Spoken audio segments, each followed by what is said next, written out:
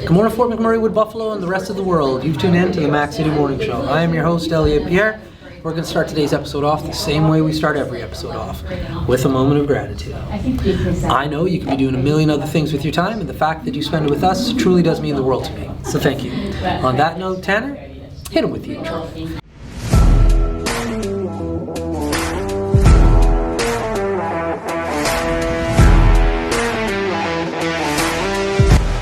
How's it going, you guys? It's Jake White, JJW, coming at you from Norrell Toyota in Fort McMurray. Just wanted to say hi and come on down and check the place out. Hi, my name's Richard. I'm the service manager here at Norrell Toyota. Hi there, I'm Adam. I'm here at Norrell Toyota. I'm a product advisor. Hi, I'm Cass. I'm the appointment coordinator. Happy to help you. Hey, it's Keith Simpson here. I'm the general manager of Norrell Toyota, soon to be Fort McMurray Toyota. Pretty excited for our new dealership. As you've seen, you met all my staff. These guys are all my family. We're here to take care of you. Come on down and be part of our family. And we are back. Big shout out to Norrell Toyota, our title sponsor for today's episode. I really do appreciate your ongoing support. As everybody at home knows, I do not introduce my guests because they can do a better job of that than myself. So, sir, can you please tell everybody at home who you are and what you're about? Oh man, it's been a while, eh? It has been, yeah. We could just tell people to go watch episode number whatever it was 2 years ago, or I could just be up front with people. There you go. Okay, I'll be up front. My name is Tim Dick. I'm the founder of a local company here called Best Culture Solutions. We also have a joint venture partnership with Infinity Made T Corp called Infinity Culture Solutions, and we help people with recruitment and HR problems, and so that's what we do. There we go. Yeah, my favorite thing. Now, before we started filming, Yeah. you were talking about you go to somewhere where, or you used to go somewhere where I'm Used to. about to go. Yeah. I'm going to Base Canyon Okay. for an EDM festival, The Gorge. Dubstep. It's Yeah. going to be awesome at the Gorge. Now, you were saying you used to go there for... Every year for like 9 years, I went there for the Dave Matthews Band. All 3 days. I'm a big Dave Matthews Band guy. Yeah. And I would go, and it's like the best place to see them because it's their favorite venue to play. Yeah. And so what they would do is like that's where they pull out, you know, the deeper songs from their catalog, and there's a lot of diehards that go there. I mean, they got a diehard following anyway, but like the real diehards go to the Gorge. Great. So I go all the time. Wow. So is this like a 1 day, 2 day, 3 day? Or like what kind of concerts Yeah. were they putting on? 3 days. 3 days? Yeah. I go. And you know how it is there, right? Like, I mean, I don't know yet. I'm You haven't been terrified. there? I've never been. I'm going for the first time. Oh. 25,000 people. Like I'm festival. man. I've been festival. I'm getting festival ready because that's walking. okay. So like let me hear the go-to. Okay. What do I need to know? This is good. Okay, this is why we're recording. I was like, Yeah. I thought you'd been there. Now No. you have a lot to make sure people know about it. Yeah. Like, here's the thing, right? Because you're camping there too, right? Yeah. Okay. Yeah. Single tent. Okay, that's the way to do it. So the way it works, right? Because the Gorge is in the middle of nowhere, right? It's literally halfway between Spokane and Seattle on the interstate. And so there's no real, like there's not an abundance of hotels. The closest is like 30 miles away type of thing. So what everybody does there is they camp. Yeah. There's 25,000 people. Yeah. You have to like walk across like a ravine almost from the actual amphitheater, like the music venue. Yeah. And then there's somebody that, I don't know if it was a farmer or whatever, but they have a field, and you literally just go there and you pull up a tent and you camp, and there's just banks of like porta potties. There is one shower. Yeah. Although I've heard that they've improved that. They have more Yeah. showers now. You can pay for shower access. I would just go to the Gorge and dip Jump in. there. Yeah, yeah. But yeah, it's pretty cool. Like, and basically what everybody does is we used to call it the pilgrimage, the walk from the campground to the amphitheater. Yeah. And just, you know, about 2 hours before the concert's going to start, you're going to see like a line of people walking on this trail from the campground over to the amphitheater. Right. Listen, and they go back. And it's like, everybody's there for the same reason. And so it's kind of cool because you're seconded with a group of people that are all doing the same thing. Yeah, yeah, And everybody yeah, just gets yeah. along, they help each other, they share with each other, they play games with each other, they have fun with each other. They don't sleep much because it's too hot. That's right. But yeah, it's a cool experience. That's awesome. And that's the thing about festivals. Like I've gone to festivals before, just never anything on this magnitude. Oh, you're gonna love it. But it's an experience. Like you have to, like you said, be there to see it. Because like when you wake up, the tent, like you're getting up at 8 o'clock because it gets hot in your tent. Yeah, yeah. And then you're in just constant motion from that point on. Because you're walking from base camp to the stage. And when you get to the stage, you're not just like sitting there listening to the music. You're participating and going until God knows when in the morning. Yeah. And you get back, sleep, and then rinse and repeat. Totally. Everybody's just amped. And the Yeah. nice thing about it being secluded is that, like, yeah, I guess it'd be nice if it was in a city, you go see things, but literally everybody is just there Yeah. for one event, the same event every day. Yeah. And it almost creates like this unique temporary sense of community, right? Yeah. And it's a ton of fun. Cool, man. I haven't been since I had kids. Yeah, yeah. Get your wife, sign off. Yeah. Like I asked mine, like I had to do a lot of pleading, begging, cashing in relationship points to be like, I'm gonna go to this music festival. I'm going to 2 this summer, so I've got a chill wife.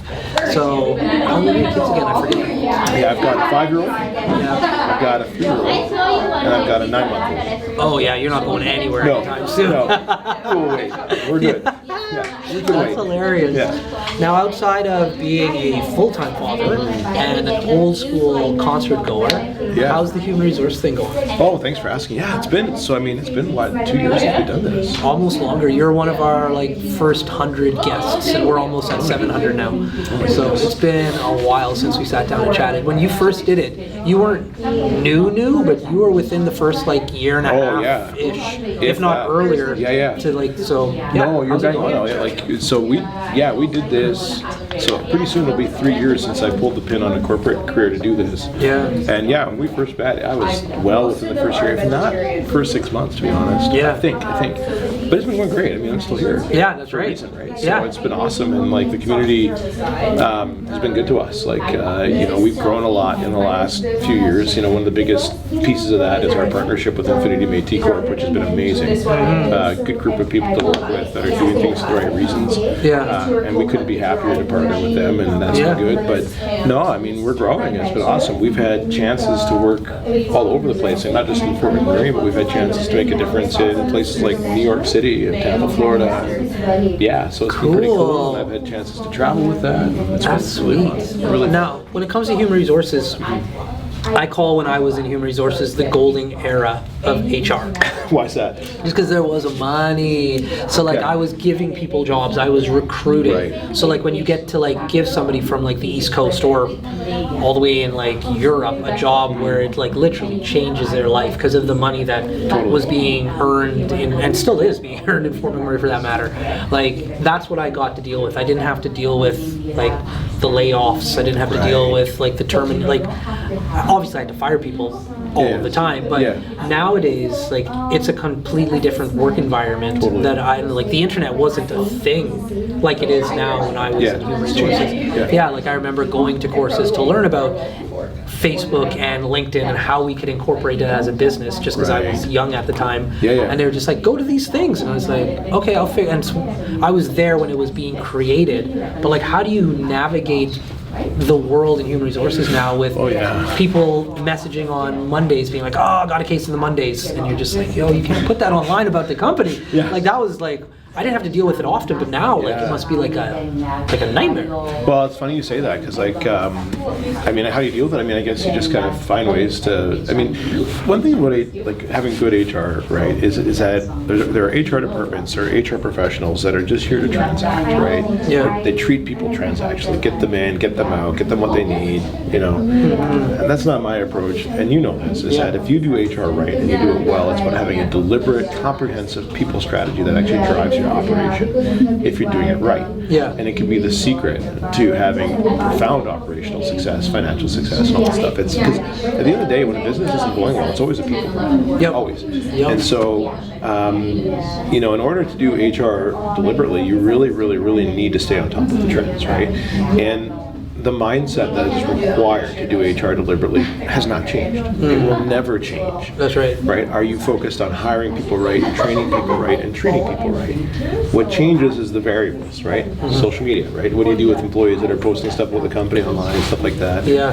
And and that stuff has really, really, really changed in the 4 years since the pandemic. I mean, you're now seeing things in court cases and case law and common law around things like that personal social media use, working remotely, stuff like that, and how those things are handled. So I mean, it has changed a lot. But I'm a big believer that it's all up here, right? It's what's your mindset around this, and if you have the right mindset, you might learn a few things along the way, but you'll learn a few things along the way and how to be effective and actually there to empower people to drive results, right? Cool. I think that's the secret. Is that you got to keep that mindset and then let it you know, as things evolve or change, you have to stay up with them. But then how are you going to apply that mindset to that new reality? Yeah, yeah. At the end of the day, it's always about respect. Always. Nice. Now, outside of human resources, there's something else that you've been doing since we spoke last time, and it's exactly this. Explain to us and give a shout out about your podcast. Right. Okay. Yeah. Thank you. So I do have a podcast called The World at Work. Thank you for catching that. I wasn't thinking about that because I'm thinking today is about you. Yeah. No, Your it's podcast. not about This that. is not about. But yeah, we have a podcast called The World at Work. I host it alongside Jody Mayberry. He hosts shows that are related to help leaders create those cultures that we talked about. And Jody's pretty cool because he's had a chance to work with a lot of Disney executives as well in their consulting. And that's specifically why I work with him, is because I did work at Disney. And I've kept a lot of relationships from that. And I talked about people strategies and the mindset. Yeah. That was the one place that I worked where I really learned not only the importance of it, but what is that mindset? Yeah. You're just immersed in it. Everybody That's had right. it. 70,000 people work there, and it's like that mindset is infectious, right? It's a wild, wild corporation. Yeah. Like in regards to like when you go to one of their facilities, like you don't get to say you're like the magical kingdom and like you make people's dreams come true there Yeah. without having like a great corporate culture of some sort. Yeah, and it's funny you say that. I mean, one of the things that we would always say is that like some people make this assumption that well, it's just magical because it's Disney. Yeah. Not true. Not true. People don't just become magical when they walk through the door because it's Disney. It's quite the other way around. It's Disney because of the people who walk through the door. The people make the magic. And that's the mission, right? But they are very, very good and helpful at how they hire people deliberately for that. And one thing that always struck me when I worked for them is that they're a huge company, right? I worked in Florida, 70,000 people work in Florida now. I think at the time I was there it was 40 or 50,000. Yeah. It's 22 years ago. But a lot of people know that there's a standard that goes with Disney, right? A standard of service, a standard of experience, expectations, right? Yeah. And they have that. They have rules, they have guidelines that we have to know and we have to follow. However, despite all those guidelines, all those requirements, I never worked anywhere where I was actually more free to be an individual. Oh, cool. Yeah, because what they're also really good at is how can you be an individual within the parameters for our guests. Right? Miyuki.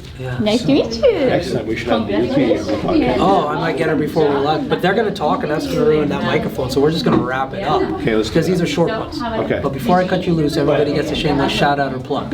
So you have the mic, the camera, the lights. But I thought Have you fun. gave that to me when you asked me about my podcast. Oh no, you got to shoot it. Yeah. Well, you can find us at bestculturesolutions.ca. That's our internet website. My email address is tim@bestculturesolutions.ca.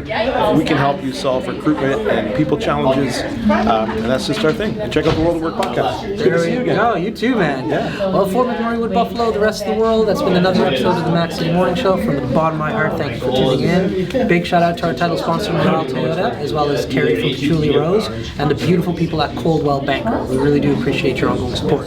Hope everybody at home is having a great day, and we'll see you tomorrow. Peace. There you go, man. That was it. We did it. Yeah.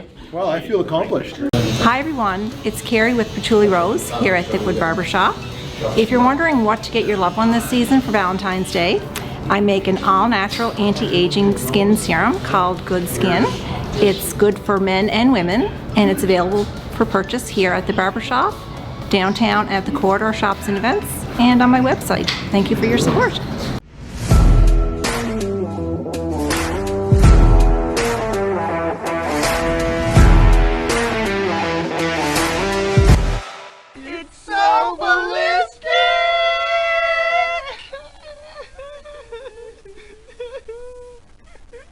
Talk about quenching your ugly thirst.